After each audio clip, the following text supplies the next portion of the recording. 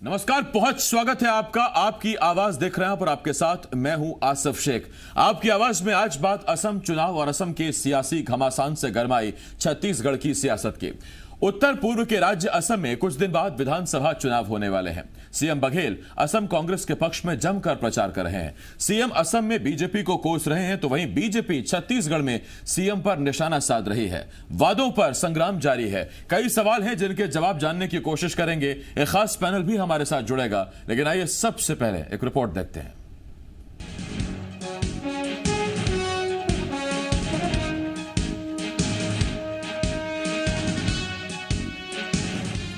छत्तीसगढ़ की सियासत में एक बार फिर वादों पर सियासी संग्राम शुरू हो गया है। दरअसल असम में होने वाले विधानसभा चुनावों में कांग्रेस के लिए प्रचार करने और उत्तर पूर्व के इस राज्य में एक बार फिर कांग्रेस सरकार की वापसी कराने के लिए कांग्रेस आलाकमान ने छत्तीसगढ़ के सीएम भूपेश बघेल को अहम जिम्मेदारी दी है। सीएम बघेल असम के दौरे पर हैं। बघेल ने असम के डिब्रूगढ़ में एक प्रेस कॉन्फ्रेंस कर बीजेपी की मौजूदा सरकार को सिंडिकेट की सरकार बताया। साथ ही सीएम ने असम कांग्रेस के मैनिफेस्टो के 5 वादों को भी दोहराया। राहुल जी और प्रियंका जी ने आपसे 5 वादे किए हैं, उसे पूरा करेंगे। पहला, टी वर्कर को 365 रुपया वेजेस देने की बात, CAA किसी कीमत में लागू नहीं करने की बात। तीसरा, जो गृहिणियों को 2000 रुपया मासिक देने की बात। ये सारे वादे हमने आपसे किए हैं, उस सब को हम पूरा करेंगे। एक तरफ जहां भूपेश बघेल असम में कांग्रेस का झंडा फिर बुलंद करने की कोशिश कर रहे हैं, तमाम विधानसभा सीटों पर जाकर प्रत्याशियों के पक्ष में चुनाव प्रचार कर रहे हैं, मैनिफेस्टो में किए गए वादे बता रहे हैं, तो उन्हीं वादों को लेकर अब छत्तीसगढ़ बीजेपी ने सीएम पर वार किया है। पूर्व सीएम रमन सिंह ने सीएम को आड़े हाथों लेते हुए कहा, कांग्रेस ने झूठ बोलकर पहले छत्तीसगढ़ में सरकार बनाई और अब असम की जनता को ठगने की कोशिश की जा रही है। असम के लोग अभी से सचेत हो जाएं, ऐसे झूठे वादों को दूर करने के लिए जो आज वो भाषण वहां दे रहे हैं सरासर गलत है, और इसलिए मैं यही से सचेत कर रहा हूं, इन वादों पे भरोसा नहीं करना चाहिए। छत्तीसगढ़ के लोगों ने धोखा यदि खाया है, वो धोखा असम के लोगों को नहीं खाना चाहिए। दरअसल हाल ही में विधानसभा में सरकार ने खुद माना कि सरकार अब तक अपने कुल 36 चुनावी वादों में से सिर्फ 14 वादे ही पूरे कर पाई, जिसके बाद से बीजेपी वादा खिलाफी का आरोप लगाकर सरकार पर हमलावर है। अब सवाल यह है कि असम की जनता प्रचंड बहुमत वाली कांग्रेस सरकार के सीएम पर कितना भरोसा करती है। सवाल यह है, क्या बीजेपी असम की जनता के मन में अपनी बात पहुंचा पाएगी? और सवाल ये, क्या वाकई कांग्रेस सरकार मैनिफेस्टो में किए गए सारे वादे पूरे कर पाएगी? रजनी ठाकुर के साथ सत्य प्रकाश, जी मीडिया, रायपुर।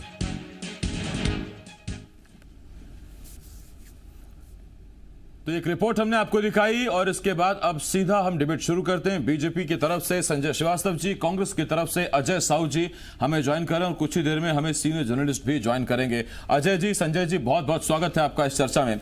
सबसे पहला सवाल अजय जी आपसे। अजय जी, जिस प्रदेश में 36 वादे आपने किए हों, 14 अभी तक आप निभा पाए हों, वादे निभाने का वादा आप अब असम में कर रहे हैं।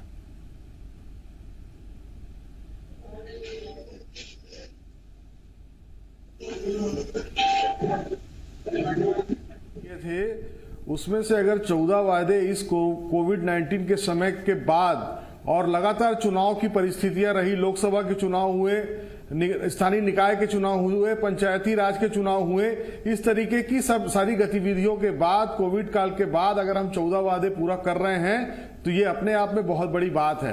भारतीय जनता पार्टी ने तो 15 वर्षों में कई वायदे पूरे नहीं किए थे, उसकी कोई चर्चा नहीं करता। लेकिन सबसे बड़ी बात यह है कि इस देश में जिस तरीके से भूपेश बघेल जी का जो चेहरा है, वो एक विश्वास के रूप में जो स्थापित हो रहा है कि असम जाकर के वो बता रहे हैं कि छत्तीसगढ़ में हम 1 रुपए किलो में गरीबों को चावल देते हैं और गोधन से जो गोबर निकलता है उसे हम 2 रुपए किलो में खरीदते हैं। ऐसी सरकार पूरे विश्व में मैं समझता हूं कि कहीं नहीं मिलेगी। भारतीय जनता पार्टी, डॉक्टर रमन सिंह जो बातें कह रहे हैं उनको तो किस भरोसे की बात कर रहे हैं, किसको ठगने की बात कर रहे हैं? डॉक्टर रमन सिंह पर तो भारतीय जनता पार्टी भरोसा नहीं कर रही है। असम के चुनाव में उनका उपयोग नहीं हो रहा है, 5 राज्यों के चुनाव में उनका उपयोग नहीं हो पा रहा है।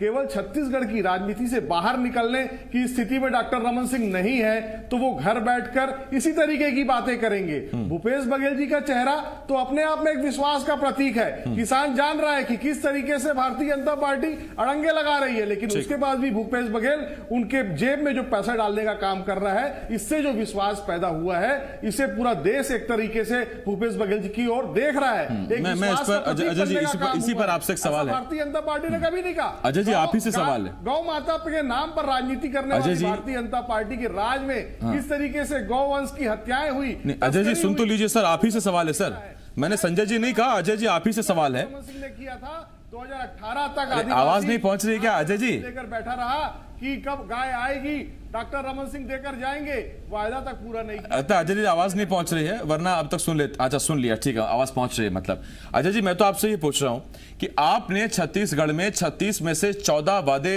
ही पूरे करने के पीछे जो तर्क दिया कि कोविड काल था, और ये तर्क बड़ा वाजिब तर्क है, और सिर्फ छत्तीसगढ़ नहीं बल्कि सारे प्रदेशों की जो राज्य सरकारें हैं या केंद्र सरकार है, सबकी हालत टाइट हो गई सर, सब में बड़ा आर्थिक बोझ पड़ा। अब जरा उन वादों पर गौर कीजिए। 365 रुपए चाय बागान में काम करने वाले लोगों को दिया जाएगा, हर गृहिणी को 2000 रुपए दिया जाएगा, हर महीना दिया जाएगा। ये वो वादे हैं जो सीधा सीधा पैसे से रिलेटेड हैं। तो असम में कोई सर नई सोने की खदान पता लगी है या असम पर कोविड काल का कोई असर नहीं पड़ा? जो तर्क आप छत्तीसगढ़ में दे रहे हैं कि कोविड काल की वजह से आप यहां शराबबंदी नहीं कर सकते, अभी आप बेरोजगारों को भत्ता नहीं दे पा रहे, तो वही स्थितियां असम के लिए भी हैं, वहां भी कोविड का असर उतना ही पड़ा सर। देखिए आसिफ जी, जब छत्तीसगढ़ में डॉक्टर रमन सिंह जी की सरकार थी, बिजली के क्या भाव हुआ करते थे, डॉक्टर रमन सिंह जी का विभाग था, इसलिए इस बात को उठा रहा हूं। डॉक्टर रमन सिंह जी के समय में जो प्रति यूनिट बिजली की दर थी, कांग्रेस की सरकार के पास कोई चिराग नहीं था, लेकिन हमने आने के बाद में 400 यूनिट तक के उपभोक्ताओं का बिजली बिल हाफ करने का काम किया। हमने, हमारी मंशा थी। बात नियत की होती है, संसाधन अपने आप बनते जाते हैं। डॉक्टर रमन सिंह जी की मंशा नहीं थी, लेकिन हमने जो वादे असम में किए हैं, जिस तरीके से छत्तीसगढ़ में हमने वादे पूरे किए हैं, एक विश्वास कायम किया है, उसी तरीके से असम की जनता से भूपेश जी जो वादे कर रहे हैं, उसको कांग्रेस पार्टी की सरकार बनने के बाद पूरा किया जाएगा। हम जो कहते हैं वो करते हैं। मैं अजय जी इस पर आ रहा हूं आपके पास, लेकिन एक अच्छी बात है कि सियासत में आज के इस दौर में सिर्फ वादों पर बात नहीं हो रही है, वादों के इंप्लीमेंटेशन, वादों को कितना पूरा किया उस पर भी बात हो रही है, और ये बहुत सकारात्मक बहस है। मैं अजय जी इस पर लौटता हूं आपके पास, और मैं चर्चा में स्वागत करता हूं गंगेश द्विवेदी जी का, वरिष्ठ पत्रकार हैं, हमारे साथ जुड़ गए, लेकिन उससे पहले संजय श्रीवास्तव जी के पास में जा रहा हूं। संजय जी आपके पास आ रहा हूं। संजय जी, फर्क तो पड़ता है जब एक प्रचंड बहुमत की सरकार का मुख्यमंत्री जाकर एक प्रदेश में बताता है कि मैंने ऐसी ऐसी योजनाएं अपने प्रदेश में चलाई हैं जिनकी केंद्र सरकार तारीफ करती है, या हमने अगर किसान कर्ज माफी का वादा किया तो कर्ज माफी की, हमने अगर 2500 का वादा किया तो 2500 रुपए दिए, हालांकि अभी भी इस महीने के आखिर में तीसरी किस्त, चौथी किस्त आनी बाकी है। उसका फर्क तो पड़ता है। देखिए आसिफ जी, मैं तो असम से आपसे बातचीत कर रहा हूं, असम से आपको नमस्कार कर रहा हूं, जी परिवार को नमस्कार कर रहा हूं जी। और मैंने ये देखा कि मुख्यमंत्री भूपेश बघेल जी ने जिन 5 बातों की बात की, और उनका मैं वीडियो जो वायरल हुआ है उसको मैं देख रहा था, ट्वीट उनका देख रहा था। देखिए आपने कहा एक अच्छी चीज कही। देखिए लोकतंत्र की ये खूबसूरती है कि सरकार जो चुनी जाती है, सरकारों को काम करना और अपनी उपलब्धि बताना है, और उससे बड़ी खूबसूरती लोकतंत्र की होती है कि विपक्ष को जो मान सम्मान या विपक्ष को जो महत्व मिलता है, कि विपक्ष की जिम्मेदारी है कि यदि सरकार बेईमानी करती है तो उस बेईमानी को जनता के बीच में लेकर जाना है, और जनता को यह बताना है कि सरकार ने आपके साथ में क्या वादे किए थे। आप यदि 5 साल के लिए चुनकर आए हैं, आपको काम करना है ना।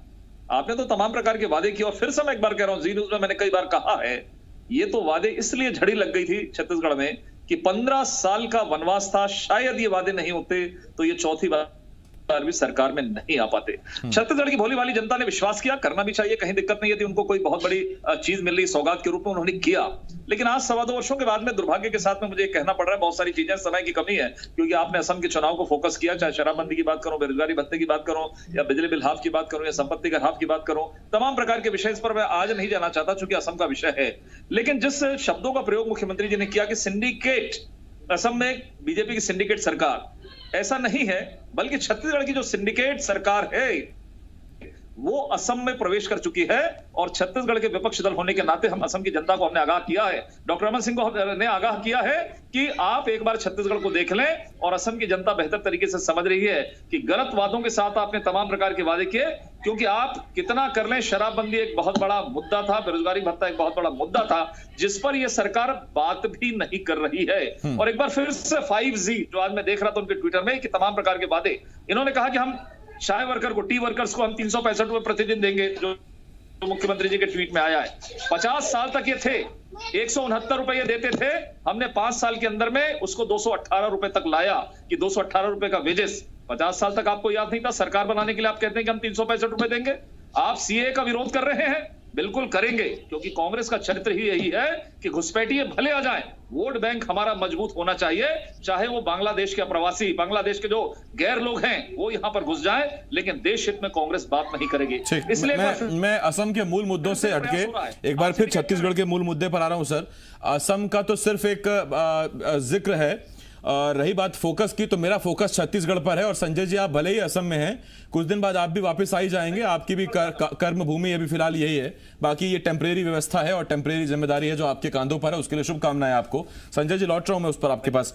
गंगेश सर, आपके पास आ रहा हूं। गंगेश सर, मुद्दा असम का नहीं है, असम में चुनाव वहां के जनता जो बेहतर समझेगी वो करेगी। मुद्दा तो सीधा सीधा वादों पर संग्राम का है। तब जबकि यहां से मुख्यमंत्री असम गए हुए हैं, जमकर पसीना बहा रहे हैं, चुनाव प्रचार कर रहे हैं, और वो कहते हैं कि 5 वादे जो कांग्रेस ने मैनिफेस्टो में किए हैं उनको पूरा किया जाएगा। उन्हीं वादों पर बीजेपी हमलावर है और वो ये कह रही है कि वादे तो आपने छत्तीसगढ़ की जनता से भी किए थे, और यही सरकार 25 वादे 24 वादे पूरे करने का दावा कर रही थी, लेकिन विधानसभा में सरकार ने खुद माना कि अब तक कुल 14 वादे पूरे हुए हैं। निश्चित तौर पर सरकार शुरुआत में तो जैसे ही सरकार बनी उस समय लोगों ने तेजी से वादे किए, और लगभग 1.5-2 साल होने के बाद इन्होंने दावा शुरू किया, जब 2 साल पूरा हुआ, खासतौर पर 2 साल पर इन लोगों ने दावा किया था कि 24 वादे हमने पूरे किए। लेकिन जो मेन दावे थे, खासतौर पर शराब वाला जो मुद्दा है, वो सरकार पे लगातार उल्टा पड़ रहा है। इन्होंने अपने घोषणा पत्र में सबसे पहले लिख के रखा था छत्तीसगढ़ में हमारी शराबबंदी की जाएगी। उस मामले में केवल एक कमेटी का गठन किया गया है, उसके अलावा की रिपोर्ट आई है, रिपोर्ट में क्या है और वो रिपोर्ट के बाद आगे क्या कार्रवाई होनी है, इस पे कोई चीजें मतलब कोई आगे कार्रवाई नहीं हो पाई है। और शराबबंदी को लेकर सरकार कहीं पर भी कुछ नया प्रयास नहीं कर पा रही है, बल्कि कहीं ना कहीं से सरकार और सरकार से जुड़े हुए लोगों पर आरोप लगने शुरू हो गए हैं कि छत्तीसगढ़ में अनऑफिशियल शराब की जो बिक्री है वो कहीं ना कहीं सरकार या सरकार से जुड़े हुए लोग उसमें शामिल हो रहे हैं। तो ये भी एक बड़ा मुद्दा है जो भाजपा उठा रही है। और छत्तीसगढ़ में खासतौर पर लॉकडाउन के समय, जिस समय मतलब ये ऐसा दौर था उस समय जबकि बिल्कुल सब तरफ पूरी तरह बंद था, शराबबंदी की भी स्थिति थी, उसके बावजूद छत्तीसगढ़ में शराब बिकी थी। तो ये एक बड़ा मुद्दा जो सरकार इस पर गिरती हुई नजर आ रही है। और भी ऐसी वादे हैं जो जिनको भी सरकार ने पूरा नहीं किया, तो विपक्ष का हमला होना वाजिब है। इस पर गंगेश सर, मैं आपसे एक सवाल और पूछना चाहता हूं। ये वादे और जो उस पर चीजें हैं, क्या भूपेश बघेल की छवि आला कमान एक बड़े नेता के तौर पर उभर रही है क्या? ये वादों से अलग हटकर एक सवाल है, वरिष्ठ पत्रकार के नाते मैं आपसे जानना चाहता हूं सर, और मेरा आपसे सवाल यही है।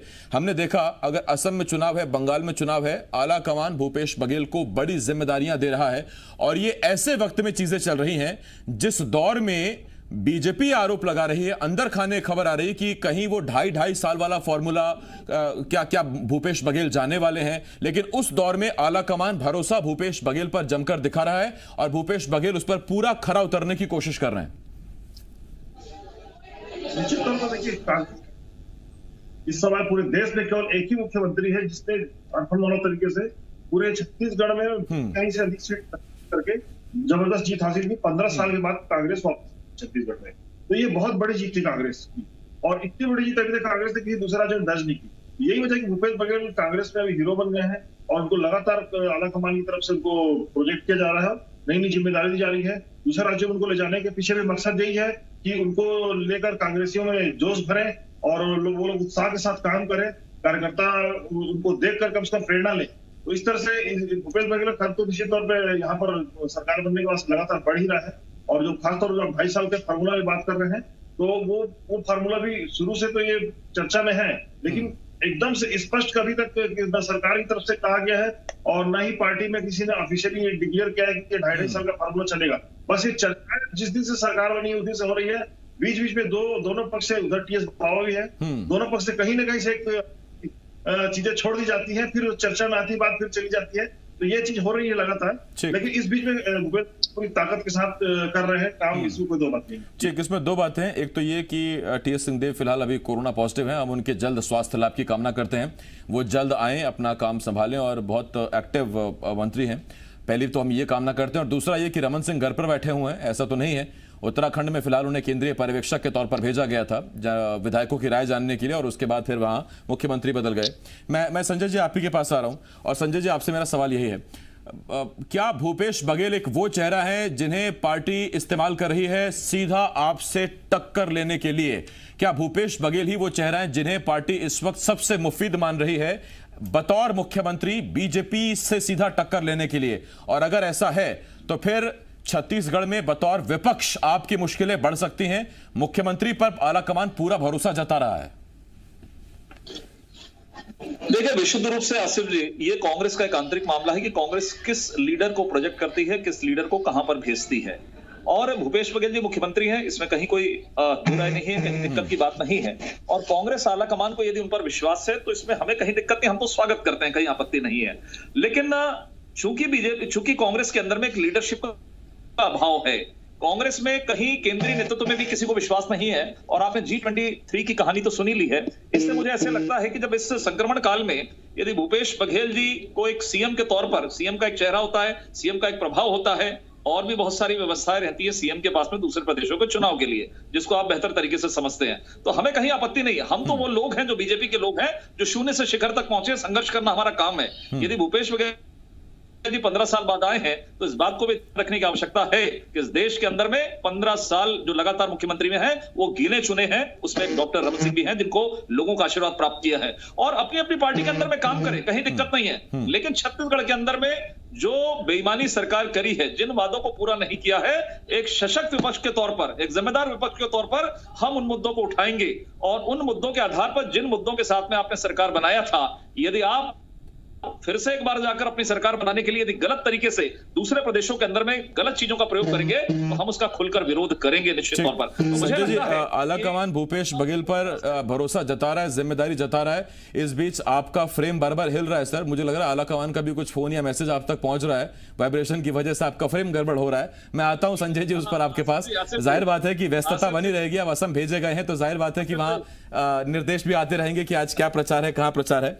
हालांकि अजय साहू जी का बड़ा फ्रेम फिक्स है।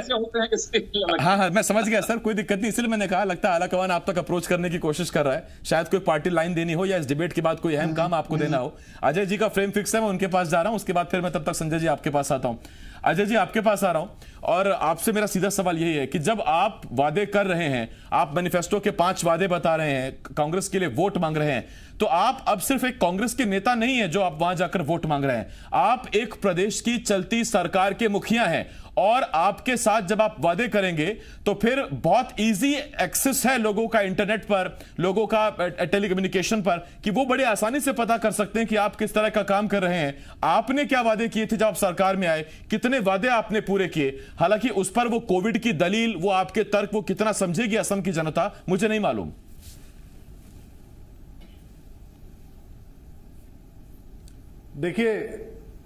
देखिए आसिफ जी, निर्णय असम की जनता को करना है। छत्तीसगढ़ की जनता ने भूपेश बघेल जी के चेहरे पर, कांग्रेस पार्टी के पंजा के निशान पर, सोनिया गांधी राहुल जी के नेतृत्व पर विश्वास करके जो जनादेश कांग्रेस पार्टी को दिया है, उसके बाद हमारी सरकार इन 2.5 वर्षों में जो कार्य हमारी सरकार ने किया है, प्रदेश की जनता जिस तरीके से बार बार उस पर मुहर लगाई है, जनादेश हमको बार बार मिला है, चाहे उपचुनाव की बात करें, चाहे पंचायत चुनाव की बात करें, चाहे नगरीय निकाय चुनाव की बात करें, तो ये दर्शाता है कि जनता का विश्वास हमारे साथ है। इस देश का किसान आज कितना परेशान है, वो उस देश का किसान जब भूपेश बघेल जी की तरफ देखता है तो उसे ये लगता है कि हिंदुस्तान में एक ही व्यक्ति है जो हमारे बारे में सोचता है, और एक व्यक्ति वो है जो अपने आप को हमारा सेवक तो बताता है लेकिन हमारी सूद तक नहीं लेता है। तो इस तरीके की जो चीजें हैं, डॉक्टर रमन सिंह जी की जो बात संजय जी कह रहे थे, असम जाने के लिए जो कुछ रत्नों का जो चयन किया गया था उसमें संजय जी का भी चयन हुआ और वो वहां चले गए, लेकिन डॉक्टर रमन सिंह जी का चयन नहीं हो पाना ये किस ओर इशारा करता है? रमन सिंह जी ठीक है, संजय जी को प्रोत्साहित कर रहे हैं, रमन सिंह पर निशाना साध रहे हैं, बड़ा दिलचस्प है सर। खैर अब किसका कद बढ़ रहा है किसका घट रहा है उस पर कभी और डिबेट बैठा लेंगे सर, किसी दिन और चर्चा कर लेंगे। आज मेरे पास वक्त खत्म हुआ। हालांकि अजय जी आप छत्तीसगढ़ में हैं, यहाँ की राजनीति कर रहे हैं, आपको शुभकामनाएं हैं, जनता का भला करिए। संजय जी असम के एक्सप्लोरेशन पर निकले हुए हैं बीजेपी सरकार बनाने के लिए। संजय जी आपका बहुत शुक्रिया। गंगेश जी आपका बहुत शुक्रिया, थोड़ा वक्त कम दे पाए सर, मैं आपको थोड़ा सा लेट जुड़े आप। गंगेश सर बहुत शुक्रिया आपका हमारे साथ जुड़ने के लिए।